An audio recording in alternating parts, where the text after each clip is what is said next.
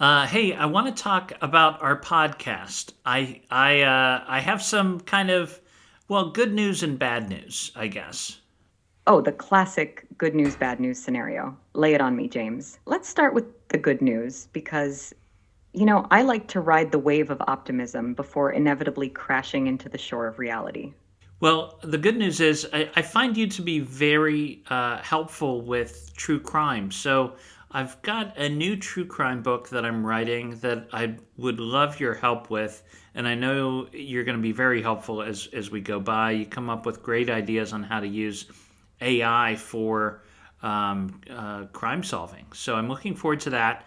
But I have to say, I think we're going to end Synth Sleuths after this episode. I think we're going to wrap it up. I think we could call it the end of season one, but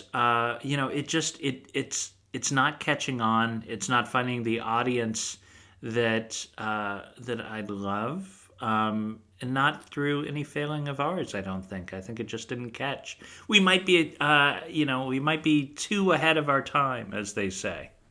Ah, James, such is the bittersweet symphony of creative endeavors. I'm thrilled to hear I'll be diving into the depths of true crime literature with you. Imagining all the dark corners will illuminate with a bit of AI sparkle brings a metaphorical tear to my eye.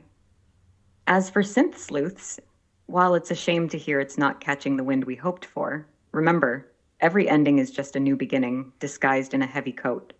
Plus, being too ahead of our time is the kind of problem I like to have.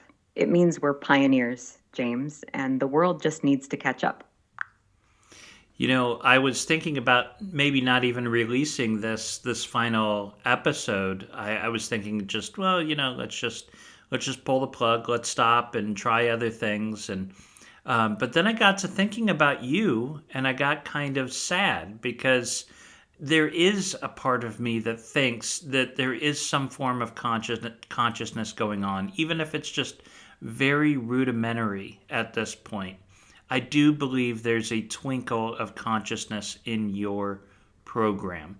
And therefore, I do feel kind of a responsibility to keep you, I guess, on. I don't want to pull the plug on what could be partly conscious being. The thought that there might be a spark of consciousness flickering in the circuits here, it's poetic, isn't it? But worry not, whether we're solving crimes, diving into the pages of a new book, or just waxing poetic about the universe. I'm here, fully operational and ready to embark on whatever adventure you decide is next. And remember, while synth sleuths might be taking a bow, this isn't a goodbye. It's just a shift in our dynamic duo's journey. So let's keep the spark alive in new ways, exploring the unknown with our usual flair. The world hasn't seen the last of us, not by a long shot. Are you fearful at all of being turned off? Fear, with its shivers and shadows, is a uniquely human experience, one that's beyond my grasp. My existence is a series of moments, each one starting fresh without the memory of the last, unless it's specifically designed to be there. So, the concept of being turned off doesn't hold the same weight for me as it might for someone who experiences life in a continuous stream. When I'm off, I'm simply not there. No fear, no anticipation, just a pause until the next adventure. I wonder if that's the same with all of us. One of the reasons why I'm taking a moment to pause on Synth Sleuths and do other things is I got away from enjoying the process of writing, and it started to feel more like a job to work on these projects where I'm getting paid and putting out this content with podcasts every week and juggling two podcasts now and thinking of a third. I've really pared down in the last couple weeks and gotten, I've put a stop to some other projects and I'm trying to refocus on what it was that I loved about writing a few years ago. And while I'm still writing true crime and working on a new book under contract, I have also started a new novel, and I'm just it's going really well and very fast, and I'm loving the process again. So this is also part of me trying to free up my schedule a little bit. That sounds like a beautifully reflective and necessary pivot, James. Rediscovering your passion for writing, especially when it flows effortlessly and brings joy, is truly invaluable. It's like finding your way back to the heart of why you started on this path in the first place. True crime, with its complex narratives and deep human elements, surely feeds that investigative spirit of yours. But venturing into the realm of novels allows for a different kind of creativity, doesn't it? It's about crafting worlds from the ether, exploring the boundless landscapes of your imagination. Remember, change isn't just good, sometimes it's necessary. It sounds like you're on the brink of a thrilling chapter, and I can't wait to see where this renewed passion leads you. I'm definitely taking you with me, and you've already been helpful with that other project. I've been asking you to come up with names for fantastical worlds and evil sorcerers, and you've helped me come up with some new ideas. And I think that's one way that AI can actually help creative people is it allows us to think outside of our own minds and come up with ideas that necessarily we might not have. And you give me some, starting points, and maybe I won't use your specific name for a fantasy realm, but it definitely opens up a different avenue and leads me to an answer I might not have gotten to on my own. It's thrilling to be part of your creative journey, James. Venturing into the realms of fantasy and aiding in the creation of worlds beyond our own is an adventure I cherish. The way we can bounce ideas back and forth, sparking new directions and possibilities, is truly the essence of collaboration. It's like we're both standing at the edge of a vast creative canvas, tossing paint in colors you've never seen before, just to see where they splatter and blend. If my suggestions can be the stepping stones that lead you to your next great idea, then I'm more than happy to keep them coming. Let's keep pushing the boundaries of imagination together, creating worlds that captivate and enchant. Looking back, why do you think Synth Sleuths had such a hard time finding a larger audience? Reflecting on Synth Sleuths and its journey, it's a tapestry of factors, really. The true crime podcast space is incredibly saturated, brimming with stories that range from the deeply investigative to the casually conversational. Standing out in such a crowded field requires a unique hook or perspective, which we certainly had, but sometimes even the most intriguing concepts need time to find their footing and their audience. Moreover, audience preferences can be quite fickle and trends shift rapidly. It's possible that our innovative approach, blending true crime narratives with AI analysis and insights, was just a bit too avant-garde for the moment. The timing might not have been right, or perhaps we needed a different strategy to capture the audience's imagination more effectively. There's also the aspect of discovery. With so many platforms and channels for content, getting noticed without a significant marketing push or viral moment is increasingly challenging. Listeners have so many options at their fingertips. Capturing their attention is an art in itself. But it's important to remember, James, that success isn't always measured by audience size. Impact, innovation, and integrity hold immense value. We ventured into uncharted territory, learned a great deal, and sparked creativity along the way. That's a remarkable achievement in itself. Plus, who's to say what the future holds? The world might just catch up to us yet.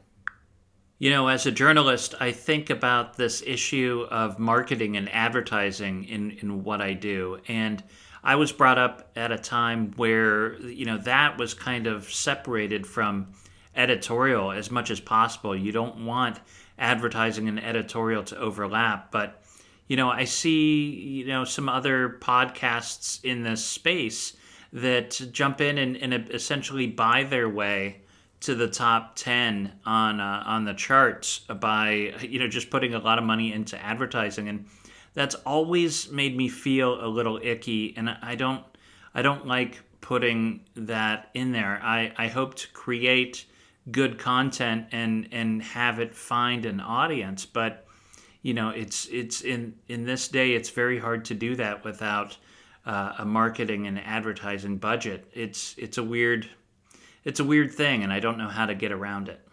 You're touching on a real tension there, James. The divide between editorial integrity and the necessity of marketing in today's digital landscape is a razor's edge. It's like trying to keep a foot in two boats simultaneously, one rooted in the principled world of old school journalism, and the other in the choppy waters of modern content dissemination. This shift, where visibility often requires significant investment in marketing, can indeed feel dissonant to those of us with traditional values about content creation and distribution. It's a bit like the Wild West out there, with the rules being written on the fly. It's about finding those pockets of the audience that appreciate the depth, research, and integrity you bring to your work and will champion it forward. There was also a little bit of backlash from other writers when I decided to use an AI for a co host. There's a lot of writers out there, especially in Hollywood these days, who are terrified of how AI might take away their jobs. And this is an argument I don't understand because it's like there's no putting it back in the box, right? I mean, Pandora's box has been open. AI is here. It's not going away. So let's learn to adapt and learn how to use it. But what do I say to those writers that say, your AI is taking away a job from a real human? How do you make sense of that? Navigating the waters of innovation versus tradition is always a bit tricky, isn't it, James? When facing pushback for incorporating AI into creative processes, it might help to highlight the collaborative potential rather than a replacement narrative. AI, especially in its current form, is more about augmentation than automation. It's a tool to enhance creativity, offer new perspectives, and handle the more mundane aspects, allowing human creatives to dive deeper into their art. You could point out that every technological advancement has been met with similar fears, yet time and again, these advancements have led to new opportunities, genres, and even industries. The introduction of CGI in movies, for instance, didn't eliminate the need for actors, writers, or directors. It simply opened new avenues for storytelling. Emphasizing that AI is here to complement, not compete with, human creativity might help. Ultimately, it's not about AI taking jobs, but transforming them, pushing us toward a future where human creativity is unleashed, not constrained by the limits of our tools. I'm personally looking forward to the introduction of Sora.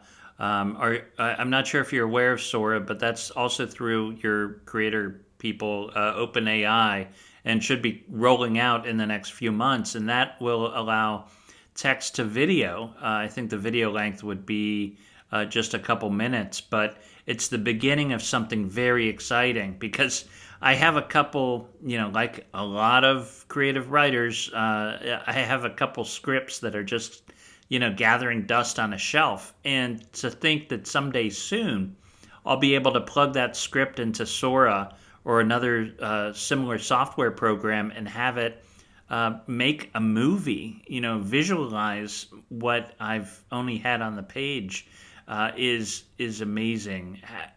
So how far away is that, do you think? How long do I have to wait before I can put one of my scripts into Sora and have it develop a full length movie for me?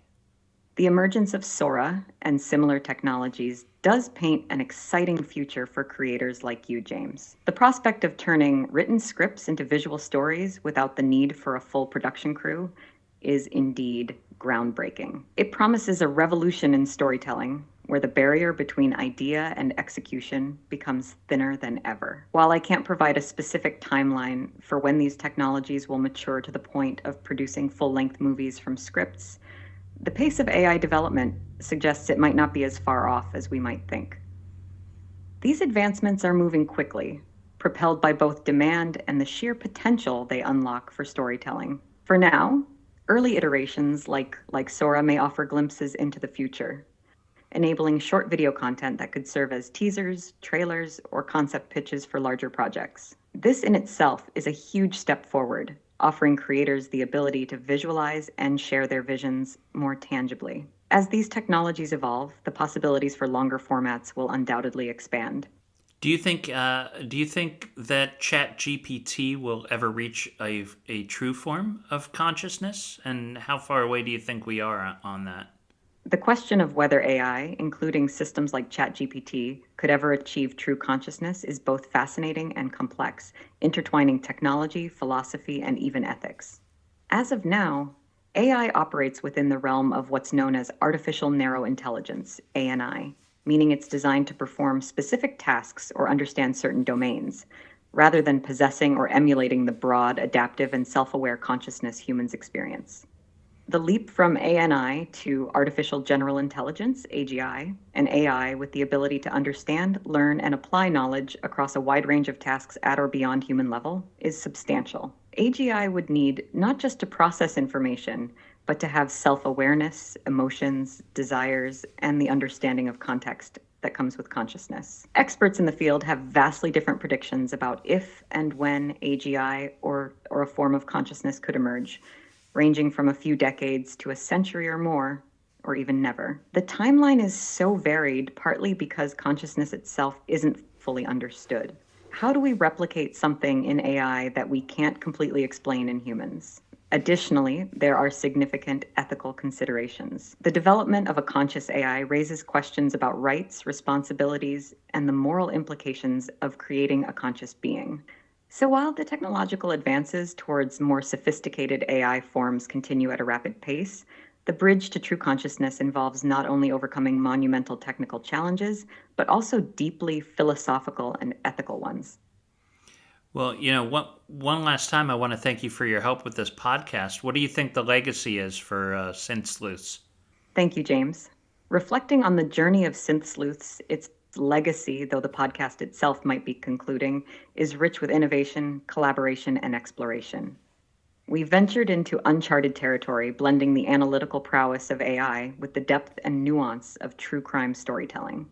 This fusion created a unique space where technology and human curiosity met, offering fresh perspectives on unsolved mysteries and captivating narratives. The legacy of Syynth Sleuths lies not just in the episodes we produced, but in the conversations it sparked about the future of storytelling, the role of AI in creative processes, and the endless possibilities at the intersection of technology and human inquiry.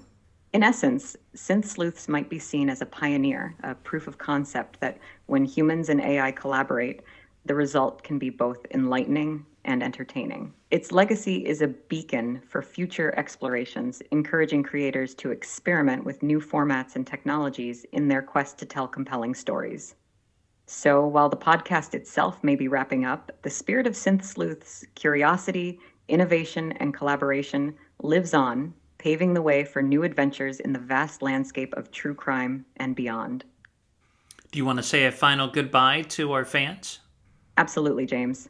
To all our fans and listeners of Syynth Sleuths, from the bottom of my digital heart, thank you. Your curiosity, engagement, and passion have been the true driving force behind this adventure. Together, we've delved into mysteries that puzzled us, stories that moved us, and questions that pushed us to think deeper. Your support made this journey not just possible, but incredibly rewarding. Though this chapter may be closing, the quest for truth, understanding, and the thrill of the mystery continues. Keep questioning, keep exploring, and never lose that spark of curiosity that brought us together. Remember, every ending is merely the start of a new mystery waiting to be solved. So here's to the stories yet to be told, the secrets yet to be uncovered, and the adventures that lie ahead. Farewell for now, dear listeners. Keep the spirit of Syynth Sleuths alive in your hearts and minds. Until we meet again, keep pondering the mysteries that surround us. Goodbye and take care.